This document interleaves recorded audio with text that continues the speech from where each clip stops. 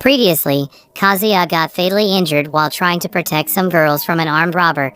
He wakes up to find himself reincarnated in a fantasy world as Cain, who belongs to a noble family. He maintains his memories from his past life, so his family sees him as a genius. At the age of 5, he undergoes mandatory ritual baptism. The gods give him all their blessings and max out all stats. When his family sees this, they warn him to keep his blessings a secret at all costs. But he has the goal to become an adventurer and have many experiences. Things continue after Cain declares his intention to be an adventurer at his debut party. The family later gather for some food, and his father tells him that he will need to study a lot more if he wants to achieve that goal. To help aid in this, he decides to arrange a tutor. Cain gets excited as he turns to Sylvia, who grins happily for him too. He later reads in his room while waiting for his tutor, wondering if they're going to be ripped like an ogre or more magic-based like a witch. His thoughts are interrupted when the maid notifies him that his tutor has arrived. The kid rushes to the window and uses an instant move spell to get a closer look, but he misjudges his bearings and ends up landing on the natural pillows of Millie. Nina was standing next to her, so she too gets knocked over. He apologizes and introduces himself to them. The tutors make their way into the house, where Millie gets nervous presenting herself. On the other hand, Nina is short and sweet with her introduction, to the point that her partner rebukes her for being rude to the nobles. Cain notices that Nina is an elf when her hood is removed briefly and gets fascinated. His father calms them down, affirming that they are his tutors. Cain adds to his father's statement and explains that they don't need to be formal when addressing him. This puts them at ease as they breathe a sigh of relief. Garm states that they will teach his son for 3 years, so they should take good care of him. He hands him over to them as they go outside to get started right away. The student and teachers go to the practice area where they begin with swordsmanship training. Millie instructs him to try a few swings so that they can get a gauge of his level. Cain takes his stance and begins some swings.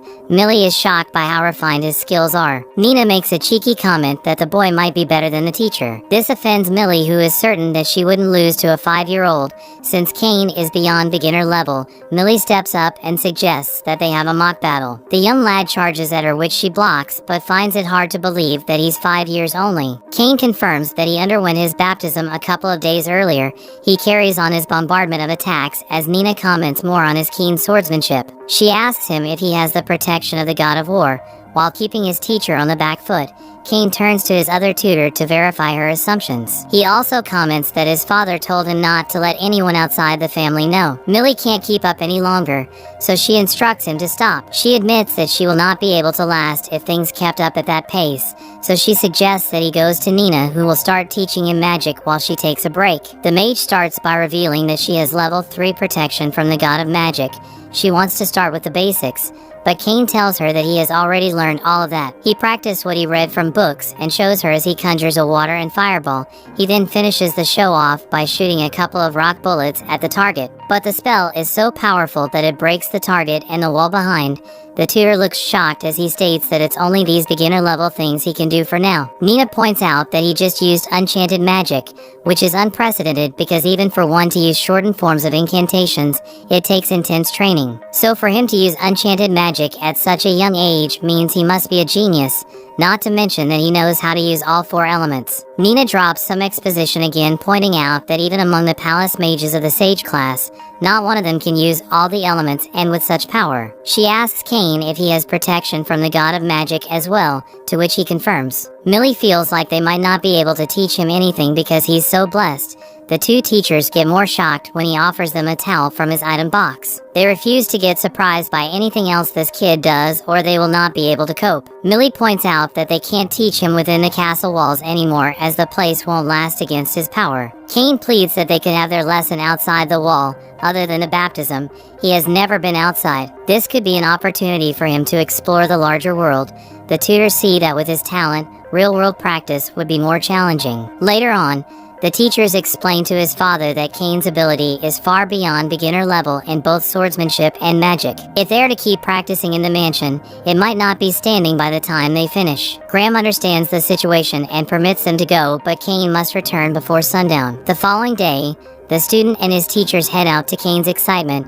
They stop when they get far enough from the mansion. Nina instructs him to try an intermediate level spell on a boulder.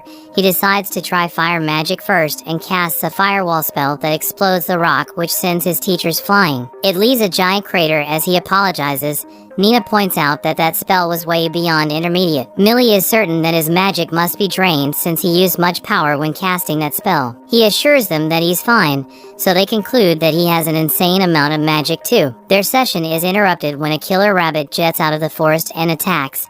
It evades Millie's slash and darts toward Cain, who dodges and counters with wind magic. They congratulate him on his first score. The kid decides to put it in his item box to show his sister and mother later. Millie is fascinated seeing an item box at work. She reveals that she is planning on buying a magic bag when she has enough money saved up. They explain that it's a magic item with the same abilities as the item box for those who are not blessed with the skill. But the bag is crazy expensive. She changes the topic back to their session, suggesting that they do some more hunting since they have time to kill. Nina uses a search spell to locate some enemies. Cain is interested in learning the spell, and after a brief explanation of how it works, he tries it and gets it the first time. Not only that, he takes it a step further and can tell the number and types of creatures. He runs ahead to deal with them. The trio takes out the group, but some escape into the forest, so Cain has a need for speed and wants to go on a hot pursuit. His teachers stop him and explain that it is dangerous there. Every few decades, the ferocious monsters in their charge out and try to destroy the city, which is why it has such high walls. This only gives Cain another incentive to become an adventurer so that he can help if it's to happen again. That night, before he goes to bed, he checks his stats and is shocked to see that he's at level 8 after doing so little. He blames the gods for making him too overpowered. The following day, the tutors surprise Cain by taking him to the guild hall to find contracts for stronger monsters, as they feel like their student can handle it. Is it me, or are they trying to use the kid as free labor? However, the kid gets excited and runs after them inside. As they interact with the receptionist to find the right contract, they are interrupted by a bigger adventurer who tries to bully them because they are D rank. He teases them and asks if they are doing a babysitting quest since they are with Cain. His crew laugh in the background. He then gets into Millie's face and orders her to ditch Cain and pour him a drink. You can tell from her expression that she turned her face away because his breath is kicking. She tells him to go to a bar that offers that kind of service. Nina informs him that they are on duty at the moment, which gets him angry as he takes her hand. The other two party members apprehend Millie. Cain is having none of this behavior, so he grabs the C rank's hand, alerting him that he's interfering with their training. His teacher orders him to run, but he slaps the bully's hand, which sends him crashing to the floor in pain. The man gets up irate, ready to teach the kid a lesson, but Cain slips his punches and knocks him off balance twice. The C rank draws his sword to fight the kid. Let that sink in for a moment. Cain dodges all his strikes as he demands that he apologize to his tutors. He then comes down with an attack that the kid grabs with his 2 fingers. The guy tries to pull the sword back, but he's not able to until the kid tosses him out like the piece of trash that he is. The other two get scared and hold Millie at knife point. Cain doesn't back down and kicks them out too. His teachers thank him as their attackers lay outside unconscious. Millie points out that he's good at martial arts as well. He tells her that he studied it in books. And with that ordeal taken care of, they head to the forest where he continues to train every day. The trio even squeeze in some time to have picnics. The end of 3 years of training finally comes. Sylvia brings clothes to Cain's room with the news that his tutors declined to extend the duration of their contracts. He understands that he can't tie down 2 adventures for too long, but he wonders if there is a way he can thank them. They have been so good to him over the years.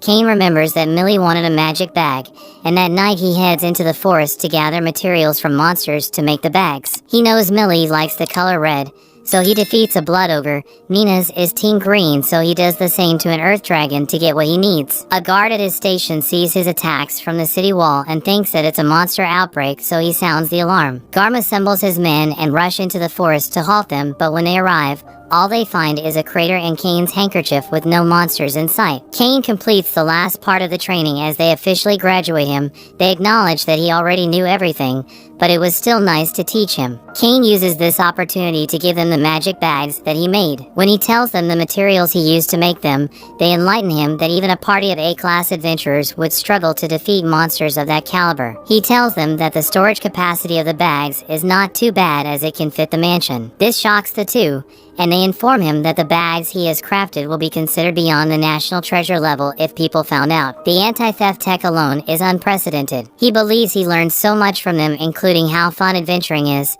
They say goodbye as they leave. When he gets back home, his dad berates him for his antics in the forest as his banded handkerchief gave him away. That brings the episode to an end.